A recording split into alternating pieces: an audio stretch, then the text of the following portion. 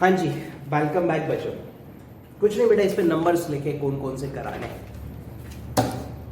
So question number 4 somebody has asked, right.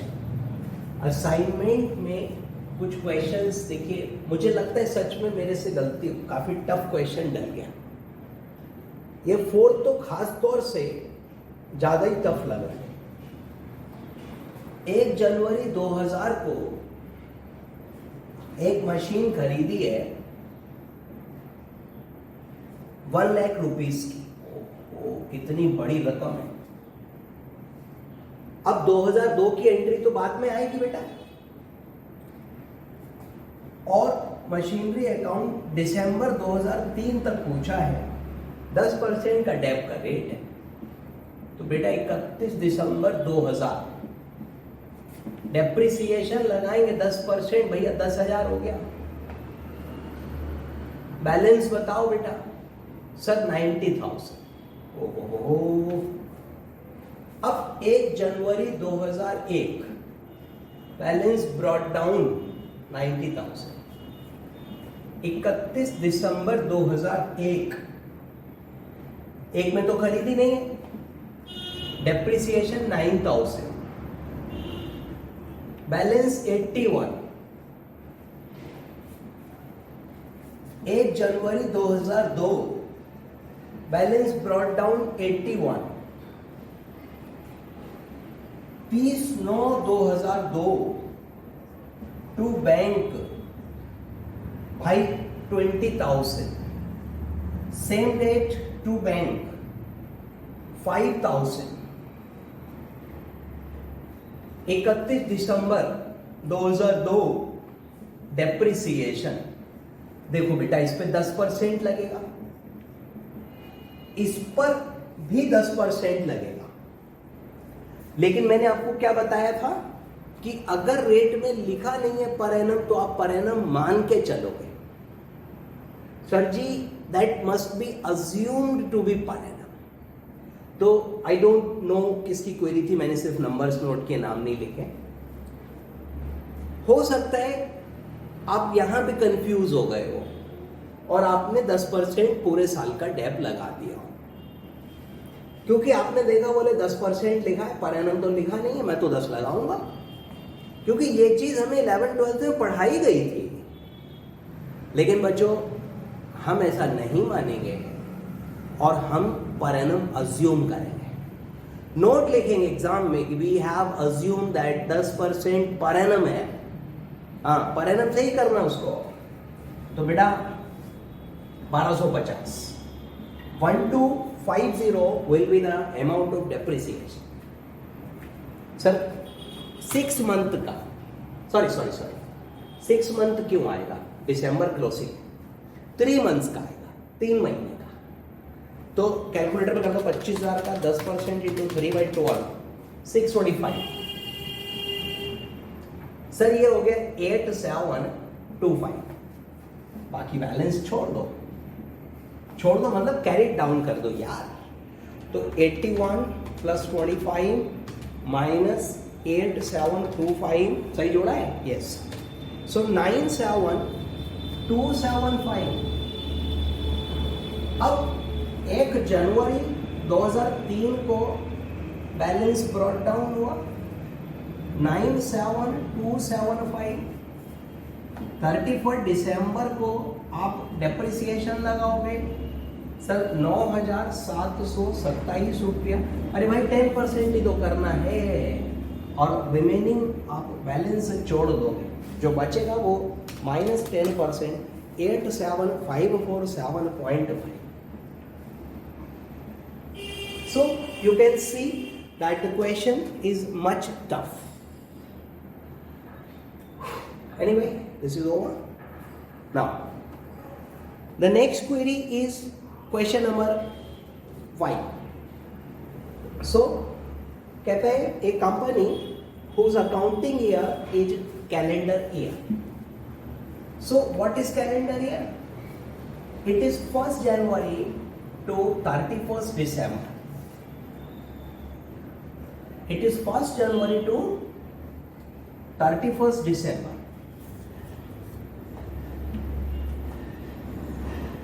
Question number 5, ये calendar year they are following. Okay, 1 जनवरी 2002 को खरीदा है, 1 अक्टूबर को खरीदा है, 1 जुलाई को खरीदा है 2003 को, 1 जुलाई 2004 को 1/4 ऑफ मशीन जो 1 जनवरी 2 को खरीदा था ऑब्सोलीट हो गया एंड वाज सोल्ड फॉर 6800। तो कैसा बनेगा diminishing balance method. Diminishing balance कौन सा होता है बच्चों? WDV। तो 1 जनवरी 2002 को मशीन खरीदी और ये हमने खरीदी 60,000। 1 अक्टूबर 2002 को हमने और खरीदी। सर जी सेम ईयर है ना, 30,000। 1 जुलाई 3 को खरीदी, वो बाद में आएगी, और 2004 में बिकी है, वो और बाद में आएगी। अब 31 दिसंबर को हम डेप्रिसिएशन चार्ज करेंगे, और कितना करेंगे बेटा? तो देखो ये 60,000 पे तो 10% हो गया, 6,000, राइट। और इस पर 1 अक्टूबर है, अक्टूबर नवंबर दिसंबर 3 मंथ्स, तो 750, 6750, और बाकी का बेटा बैलेंस कैरिड डाउन हो जाएगा, तो बचेगा 60 और 30 90,000 minus 6750, 83,250 is our balance. Okay, बिल्कुल ठीक है, ऐसे करते हैं। अब 1 जनवरी 2003 को टू बैंक 83,250। इस वर्ष में 1 जुलाई को एक और मशीन खरीदी है इन्होंने, और वो बेटा 10,000 की है। ये भी ठीक हो गया, मैं समझता हूं, कोई इसमें भी इश्यू नहीं। अब क्या करना है मेरे को? डेप लगाना है सर, क्योंकि जो बिकी है वो अगले साल में है, तो डेप्रिसिएशन लगाने का वक्त आ गया है, और डिमिनिशिंग बैलेंस है, तो भैया इस वाली अमाउंट पे 8325 हो गया 10%, और इस पर 6 मंथ का लगाओगे, जुलाई है ना, 1 जुलाई, 6 मंथ का 500, तो 8825 हो गया बेटा। बाकी का बैलेंस कैरी डाउन कर देंगे भैया,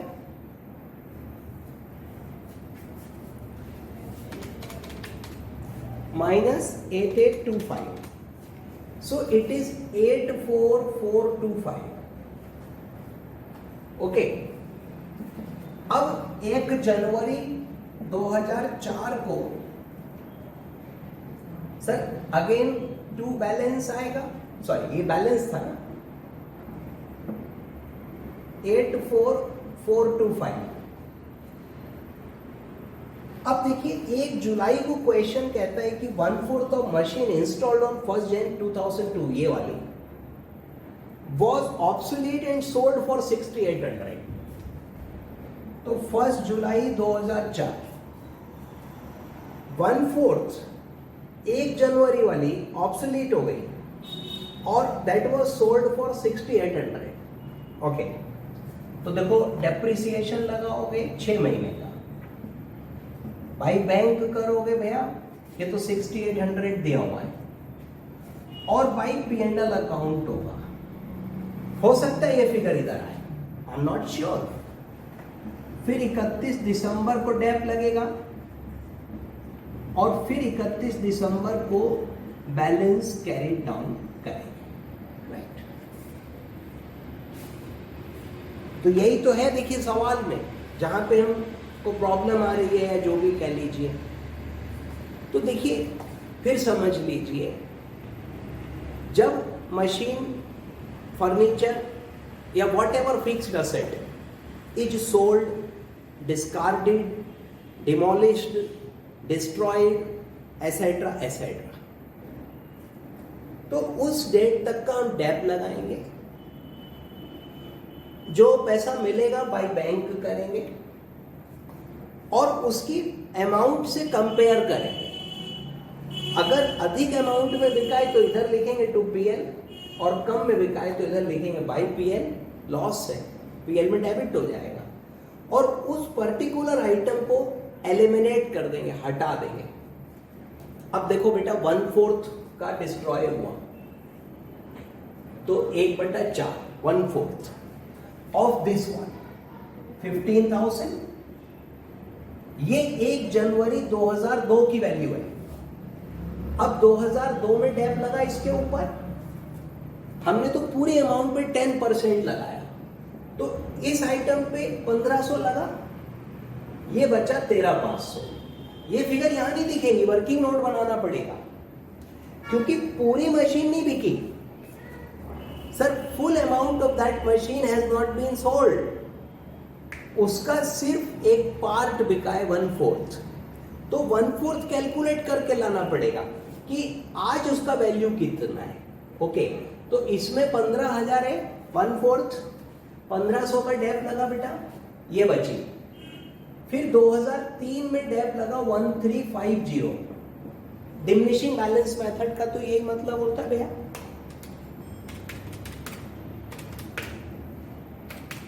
सो बचा 12,150। अब इस पे 2004 में डेप लगेगा, परंतु 6 महीने का लगेगा। पर 1 जुलाई को बिक गई ना ये, तो इंटू 5% कर लो, 607 रुपए 50 पैसे, 607.50। अब इसकी अमाउंट बचेगी 11,542.5, बिकी कितने में, 6800 में, ये सेल वैल्यू हो गई। और बेटा माइनस करूंगा तो 4,742.50। अब बताओ प्रॉफिट है कि लॉस है? लॉस है sir, so it should be taken here, तो लॉस को यहां ले लेंगे, P and L debit to loss. और देखिए ये एसेट एलिमिनेट हो गई, एलिमिनेट माने खत्म हो गई, फिनिश। अब रिमेनिंग अमाउंट पर डेप लगेगा। सो कैसे डेप लगेगा बच्चों? बेटा इस ईयर में कोई खरीदी तो नहीं है इन्होंने, सो वो तो दिख नहीं रही मेरे को, है ना, राइट। अब देखो वैसे तो इस अमाउंट पे 10% लगा देता मैं, लेकिन इसमें से ये एसेट बिक गई, तो यहां पर कितनी वैल्यू है? आंसर है सर ये वाली वैल्यू, 31 दिसंबर 2003 की वैल्यू है। सर इस अमाउंट में कितना शामिल है? 15, 1500, 13,500, 13,500, 1350, 12,150, तो इसमें 12,150 है। इस अमाउंट में 12,150 है,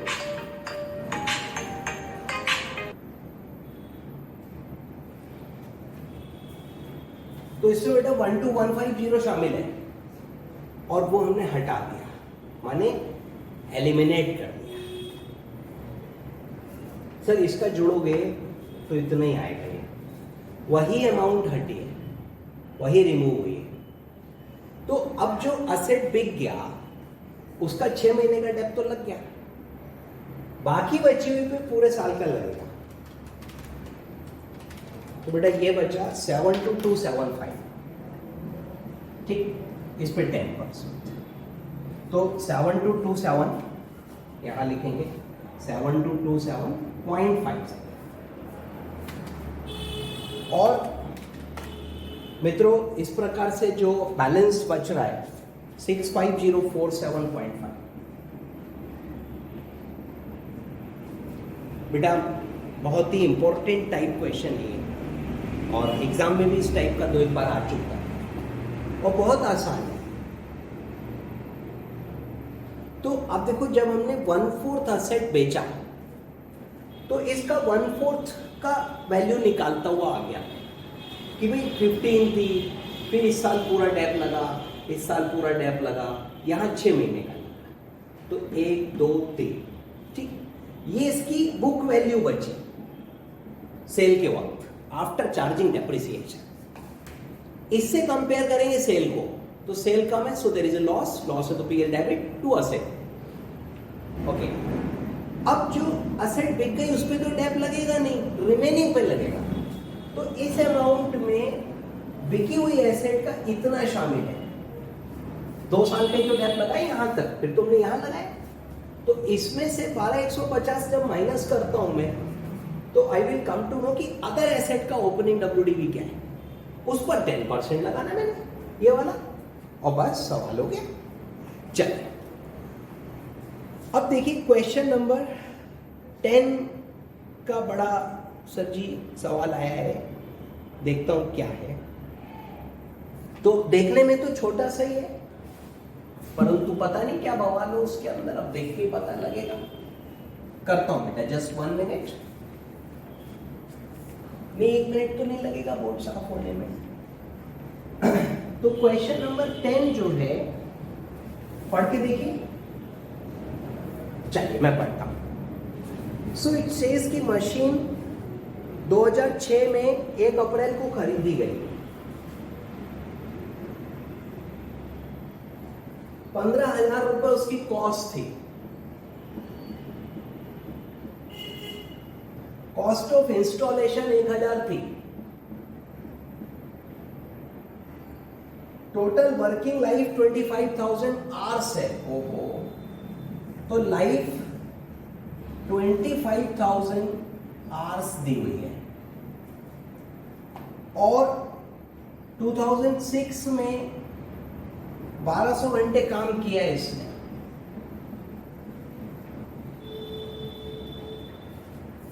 और 2007 में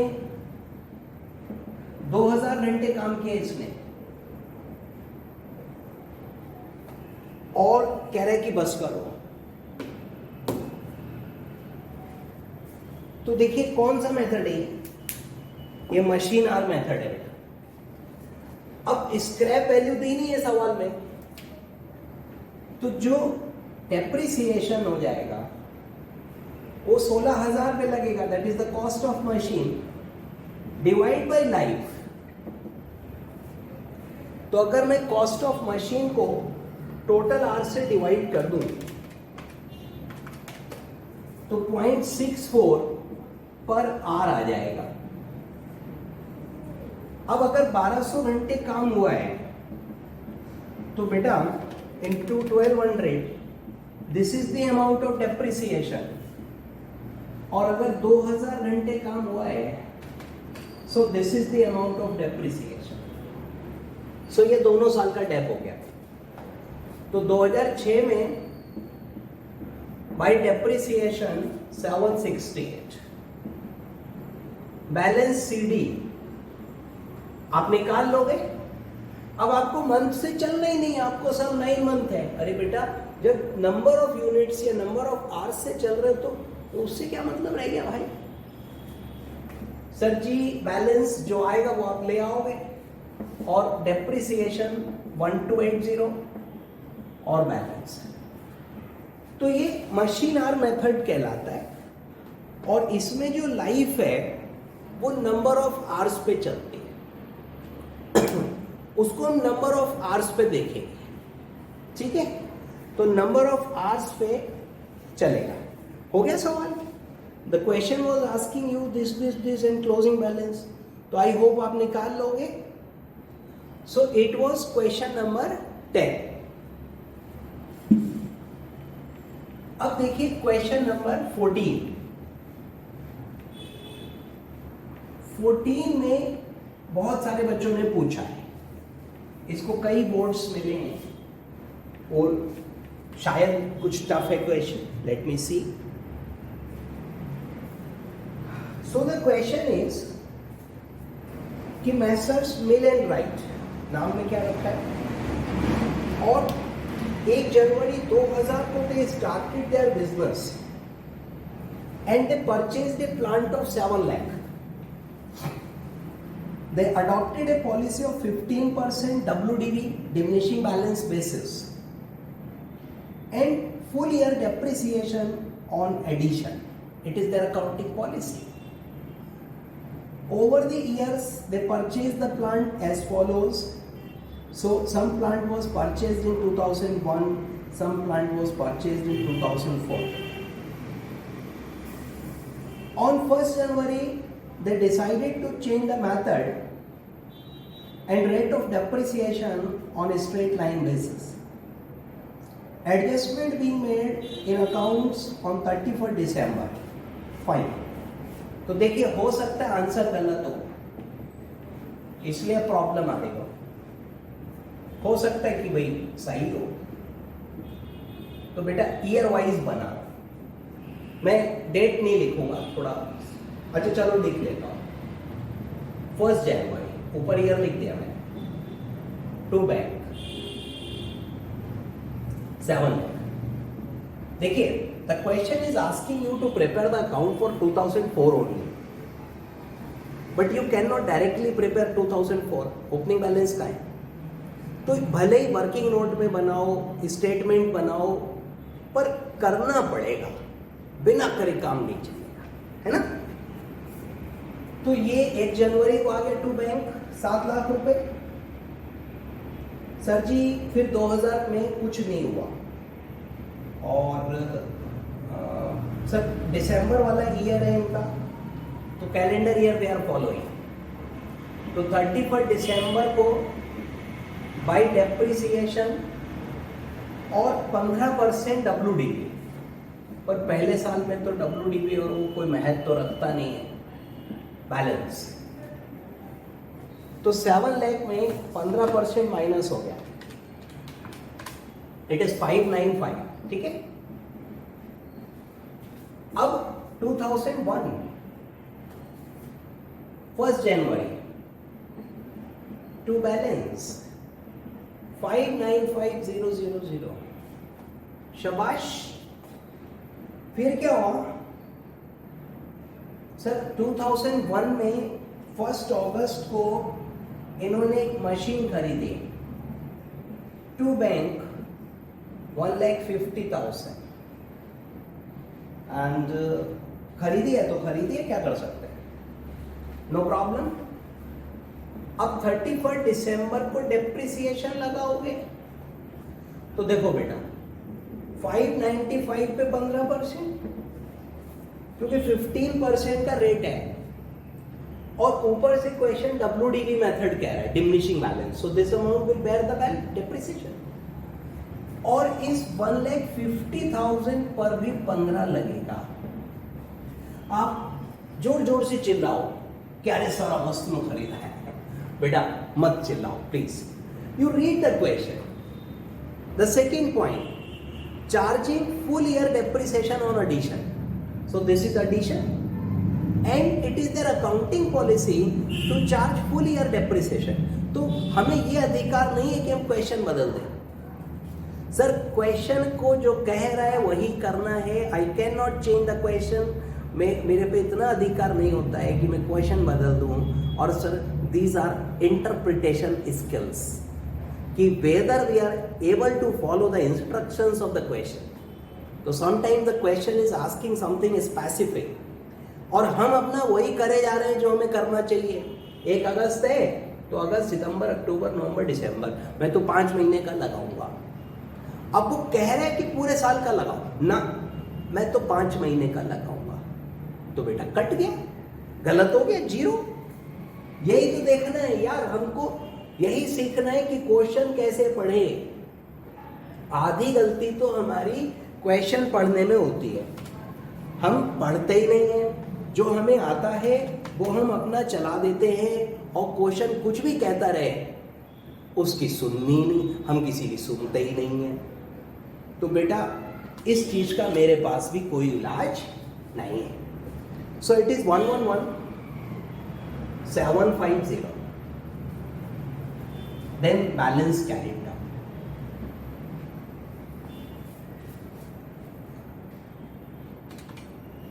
सर 633,250 अब 2002 आ गया। सर मेरे पास कोई तरीका नहीं है डायरेक्टली 2004 के अकाउंट बनाने का। हाँ, आपको ये सारी कैलकुलेशन वर्किंग नोट में कर लो, मुझे उससे प्रॉब्लम नहीं है, पर करनी पड़ेगी। अब 2002 में कोई एसेट नहीं खरीदी, कोई एसेट नहीं खरीदी, 3 में भी नहीं खरीदी है, और 4 में कहानी है। ठीक है, तो बेटा डेप्रिसिएशन लगा दें, 15% का रेट है। तो जो फिगर है 633,250 का 15% 94,987.5 बैलेंस निकाल लेते हैं।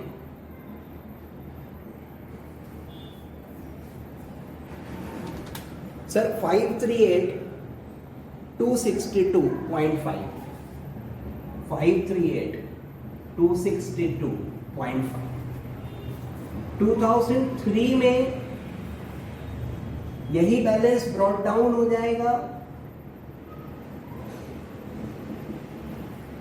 इस पर 15% डैप लगेगा। Sir 80,739.38 80,739.38 minus equal to 457,523 457,523.12 correct. Sir इसके बिना डायरेक्टली तो मेरे को नहीं आता, मेरे को बिल्कुल भी नहीं आता। 2004 इधर बना दूं। सो द क्वेश्चन इज आस्किंग कि यार 2004 का बना हो, तो यो बैलेंस हो गया 457,523.12। बेटे 2004 में खरीदा भी है 2 लाख का, टू बैंक, हाँ 30/9 है, वो स्पेस थोड़ा कम है, एंड 2 लाख रुपए बचो, बिल्कुल ठीक हो गया। अब 2004 में जो डेप्रिसिएशन लगेगा, तो according to question they change the method on 1 जनवरी 2004, 10% SLF, तो 10% straight line method they have switched, 10% straight line method पे उन्होंने स्विचिंग कर ली। तो जो पुराना लग गया उसको तो बदलेंगे नहीं, नया नए पे लगेगा। तो देखो ये एसेट आज भी चल रही है या बिक गई? चल रही है सर। तो 7 लाख पे 10%। सर ये खरीदी 150, इस पे भी 10% भैया। अब 2004 का तो वैसे भी फुल ईयर का लगेगा इन एसेट्स पे, और खरीदी नहीं, हाँ 2 लाख पे 10%। Sir did they change their policy of charging full year depreciation on addition? क्या एडिशन पे पूरे साल का डेप का जो इनका चल रहा था वो चेंज लिखा है? नहीं ना, तो वो तो ऐसा ही चलेगा।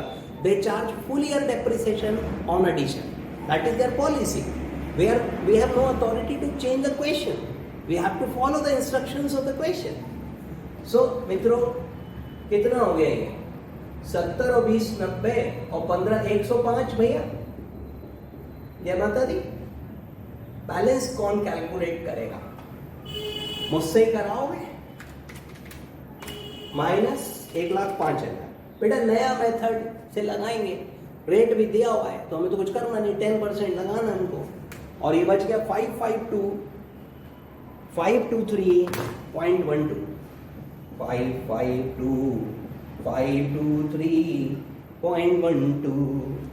बेटा 553.12 टैली होगा, ये भी हो गया। तो भैया इसमें बहुत बोर्ड्स थे, लेकिन सवाल में उतनी दम थी नहीं। बताओ कोई भी ऐसी चीज हो जो मैंने आपको नई सिखा दी हो। हाँ, रीडिंग द क्वेश्चन ये तो मैं आपको सिखा ही नहीं सकता, ये तो खुद ही करना है। आप नहीं पढ़ोगे तो गलत करोगे। सर इतना ट्विस्ट तो कर सकता है।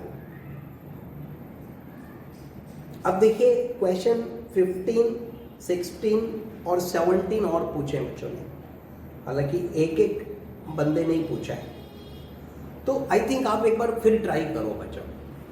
मैं सर काफ़ी आसान है, कुछ ऐसा लग नहीं रहा क्वेश्चंस में कि बहुत ज़्यादा है। आप कुछ और समझा होगा, आज की क्लास में देखा होगा। तो 15, 16, 17, 15, 16, 17 जिस का नहीं हुआ एक बार फिर ट्राई करो, नहीं हो तो मेरे को बताना, मैं सुबह ही करा दूंगा या सॉल्यूशन भेज दूंगा या जैसे भी होगा फ़ोन पे बात कर लूँगा। क्लास की ज़रूरत होगी क्लास का, ओके। तो अभी यहीं तक रखता हूँ, बाकी का I will discuss tomorrow. I hope इसकी ज़रूरत नहीं पड़ेगी and we will start some new topic from the next class. तो राइट नाउ यहीं बंद करेंगे। Thank you.